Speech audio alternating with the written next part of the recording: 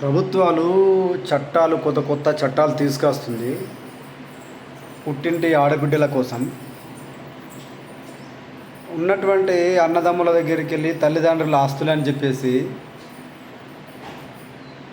మాకు వాటా అని చెప్పి పంచుకోపోతురు కదా.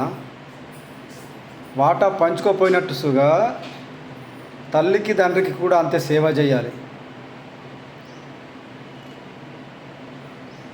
సరిసమానం మాకు కూడా వాటా ఉందని ఎట్లా పంచుకోపోతారో వాళ్లకు ఇంటి వద్ద కూడా సేవ చేయాలి, వాళ్ళ ఖర్చులకు కూడా ఇవ్వాలి.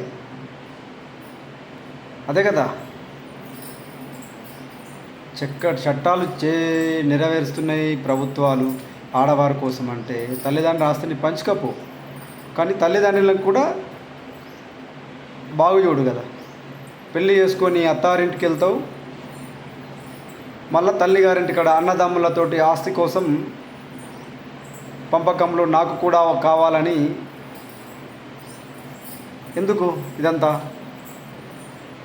ఎవరైనా సరే మా అన్నదమ్ముడి తింటుండు అనుకుంటే ఏమవుతుంది? అక్కడ మీరు బాగుంటారు, వచ్చినప్పుడు పోయినప్పుడు. మా చెల్లి వచ్చింది, మా అక్క వచ్చింది అని చెప్పేసి అన్నదమ్ములు మంచిగా చూస్తారు.